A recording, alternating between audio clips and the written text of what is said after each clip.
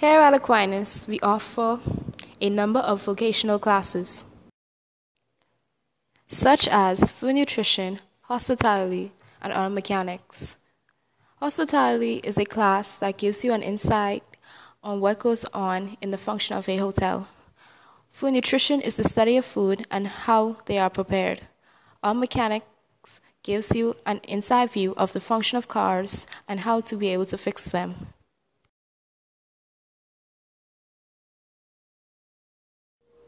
These classes has theories and practicals.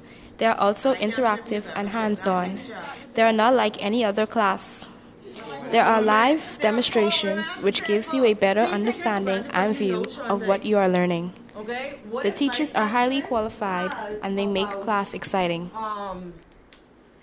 10 tables, and they all filled with women and one man.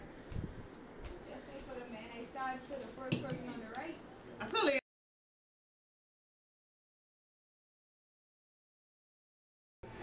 This is Ms. Stewart, the food and nutrition and hospitality teacher. So Ms. Stewart, can you tell me what goes on in food nutrition and hospitality? Food nutrition is basically just the study of the different food and the food groups. In hospitality, we learn about the hotel, managing the hotel, and the different departments that you find in the rooms, as well as the food and beverage division. How do these courses benefit the students? These courses basically benefit the student because they have a base foundation. These courses are 3 years, and so after the 3 years they learn introductory information about both industries. Would you recommend these courses to anyone? Yes, if you're interested in cooking, I think you would find the food nutrition class fun. If you want to learn more about an industry, if you're undecided on what to do in college, maybe hospitality, maybe the area, because you would learn about the hotel as well as other industries related to hospitality. Okay, are these courses mainly hands-on? Yes, these courses are very hands-on. Food nutrition, definitely, so you have the theory as well as the practical. So anything you learn, for example, such as bread, you will also have a practical on it, so you'd be able to make a bread, make a loaf, make a roll. Hospitality, it's a little less hands-on. The first 2 years are definitely more theory and learning. The last year, when you cover food and beverage division, you have a lot more practicals in there. So it eventually builds up to be more hands-on. Okay, what made you interested in culinary and hospitality? When I graduated high school, I wasn't sure if I wanted to continue in business. I was a business route in school, and it just seemed like everyone was majoring in business, so I decided to do something different. What I liked about hospitality is that it encompasses business. So a lot of the classes, such as statistics and business management and all of the other things that I've done in a management degree, I still covered in hospitality. And I also had the option, when I continued my master's, to also get it in business. So for me, it was providing a well-rounded education for the future. I just didn't have to be boxed in to one area. Okay, last question. Describe these classes in one word. Intense. Okay, thank you. One student who actually chose the culinary path is Syllia. Let's see what she's cooking today. Good evening, everyone.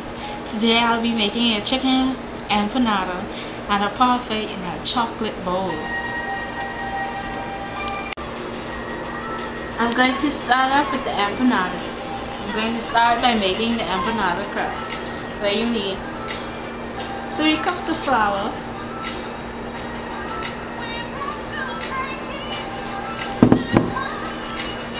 1/4 tablespoon of salt, 1 egg,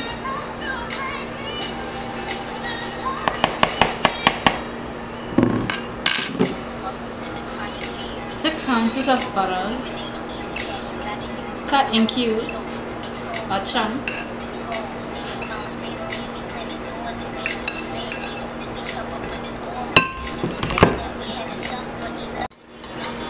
after adding the butter, the eggs, and the salt, you will now take your hands and mix all of the ingredients together.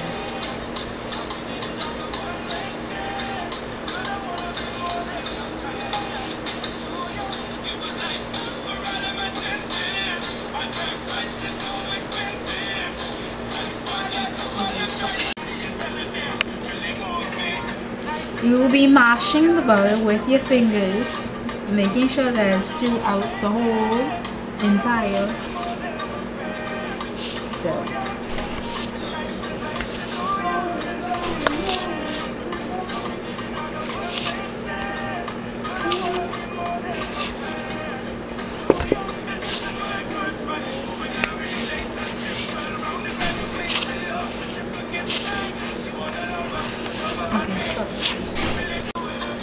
You will now make what is called a little, tunnel, little circle area to place your water. You will need 4 to 5 tablespoons of water.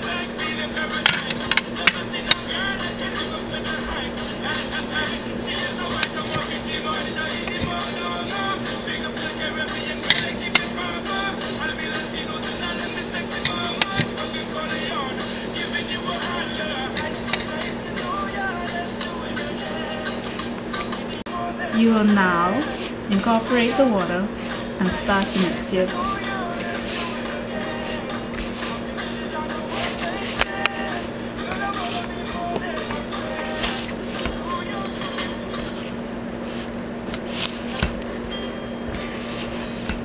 You will be folding until it starts to come together.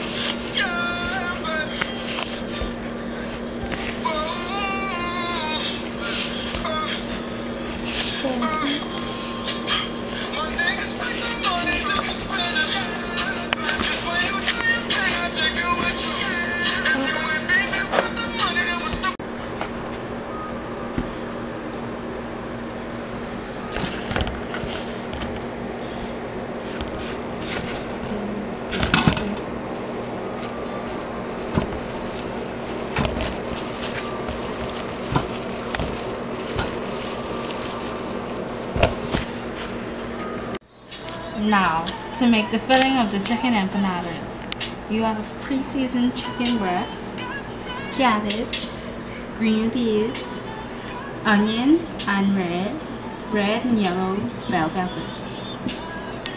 We're preheating our skillet to fry our chicken. You will now add butter to saute the chicken.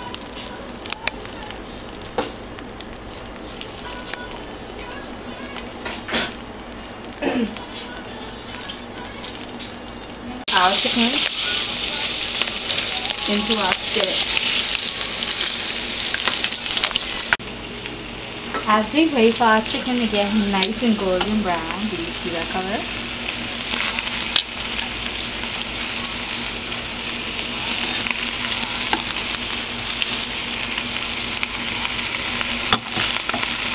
We're just about ready.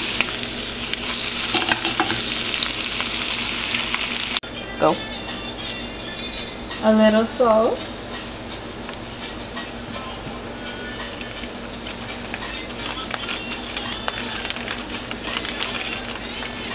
A pinch of black pepper.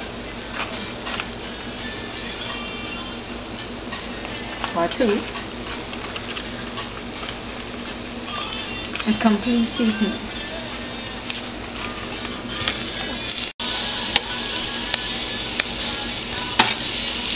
Our cabbage, now for our onions and our peppers.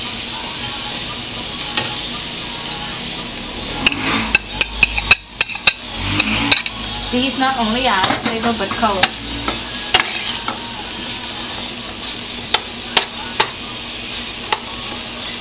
And now for our green peas.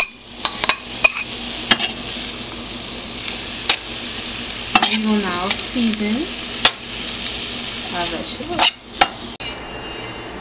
Now that we've finished making our filling for our empanadas, we will now roll the crust and form the empanadas.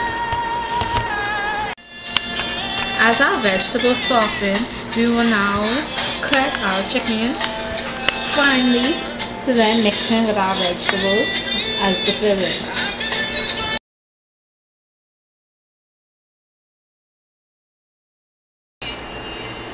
Now that we've finished making our filling for our empanadas, we will now roll the crust and form the empanadas. Pinch off a little ball of your flour and roll it. Then you now place it on the counter and take your rolling pin and roll it out.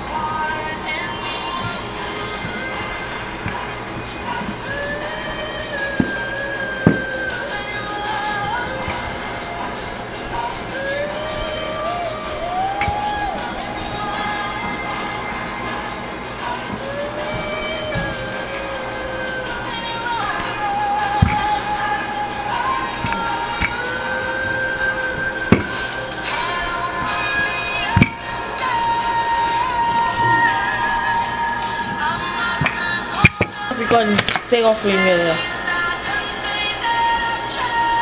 Now you add your filling into the center.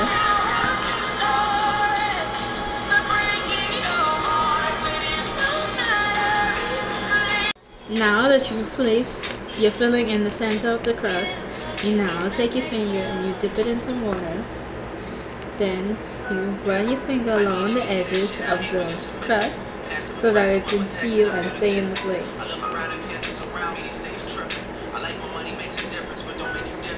Now take your fork and seal the edges like that. I've been dealing with my dad speaking of lack of patience. Just me and my old man getting back to basics. We've been talking about the future and time that we wasted. When you put the bottom down, girl, that nigga's amazing. And this is the ending process of my empanadas. So next we'll be making our parfait with a chocolate bowl. But first I'll need a little help from little Leo. Yes, they're gonna use balloons to make the chocolate bowl. First we'll start by melting the semi-sweet chocolate in what we call a double boiler. A double boiler can be made by boiling a pot of water and putting a bowl over it. Then we will now add our chocolate and stir.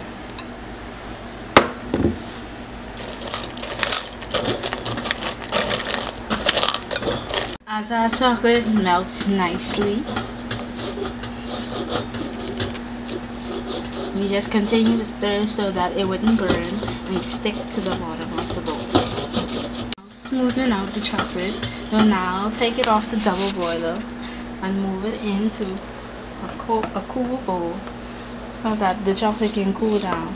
We have to continue to stir so that the chocolate would not form back together, which it forms really quickly.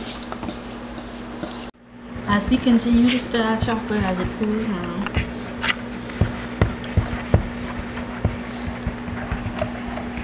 this now prevents it from molding and hardening back together. Next step, in your cooled chocolate, take your balloon and place it and spin it around until it covers at least half the balloon. Depending on the size of your balloon, maybe less. You don't want the chocolate layer to be too thin, or else the ball will break easily. After spinning it around, take it out and you place it on a plate, just like that. Next, we're going to make the filling for our parfait. First, you need 1 cup of powdered sugar,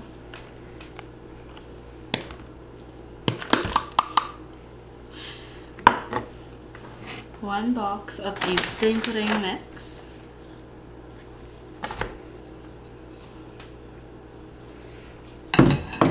4 ounces of butter softened,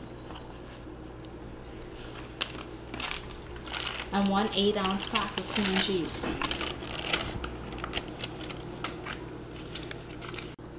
Then you're going to mix it all together.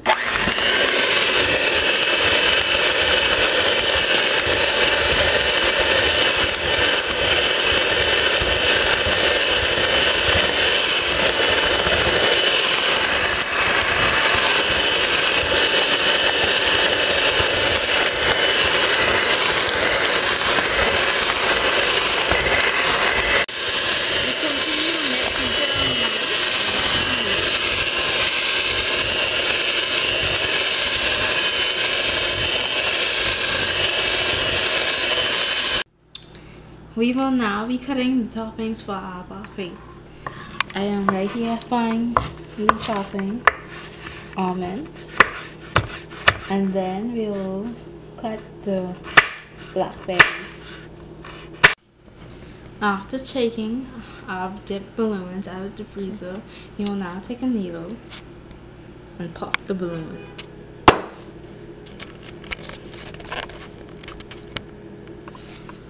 You will now gently peel the balloon out of the bowl. We will now make our parfait in our chocolate bowls. You take a little bit of filling.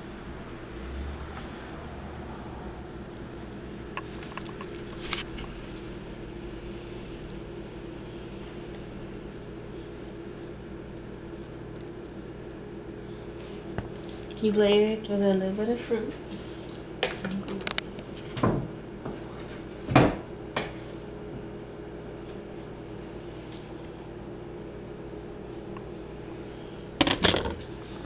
Add more filling.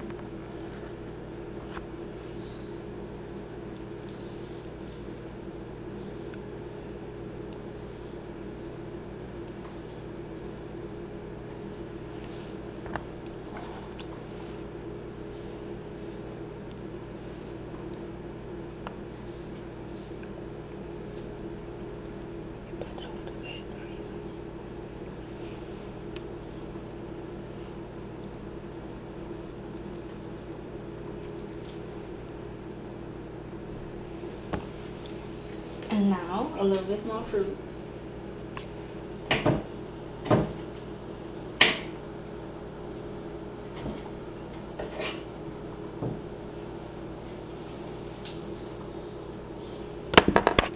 And some nuts. And you have a parfait in a chocolate bowl. Now let's see what Danielle is doing in the auto mechanic lab.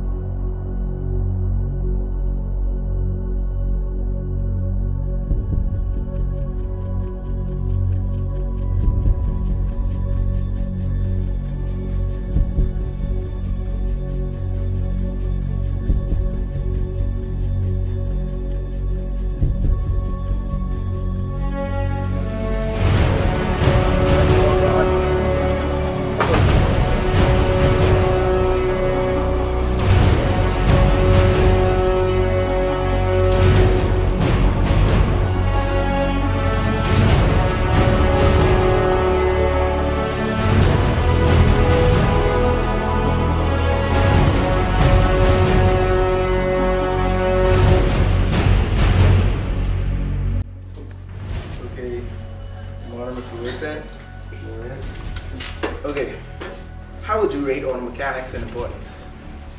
Well, auto mechanics, I would say, is a very important subject.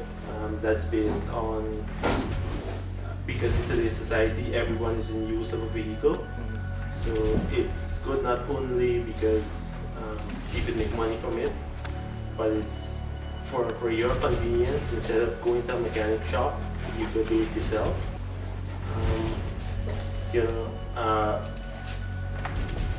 In auto mechanics as well, as I said before, you have a lot of money that could be made, where you could, because of the amount of vehicle that's in the world, there's always a demand for mechanics and any other technical subjects, I would say. What goes on in auto mechanics? You mean within the class? Well, it's basically it's a basic course, so it's more of a theoretical as well as practical. We do it as a 60-40, 60% more in practical, 40% in theory. The theory will tell you on different systems that's been used, and with every system that's there, we try to do a practical where you go into details, look at diagnostics, and what problems and how to repair. Is the subject challenging? Well, like any other subject, I always say if you don't know something, for the first, it may seem challenging. Once you know your content, then it's okay, right? So, like any other subject, it's challenging if you're not aware of what you're doing, but once you get the hang of it, yeah, it's pretty okay. It's pretty easy. Our last question, would you recommend this to everyone, and if you would, why? Yes. As I said earlier in the interview, that based on the amount of vehicles we have in the world today, the amount of advanced vehicle that is being laid out in the market, and because of job opportunities, it's like a lot of persons don't really follow technical subjects, and because of demand in being an auto mechanic, I think there's always a way that you could earn extra cash or even get more money. Yes, I think because when you get to do this, you do minor repairs for yourself, and I always say money that you don't, that you were supposed to pay to the mechanic, and you save it for yourself, so that money saved is like money earned. Yeah. All right, thank you, Mr. Wilson. Thank you.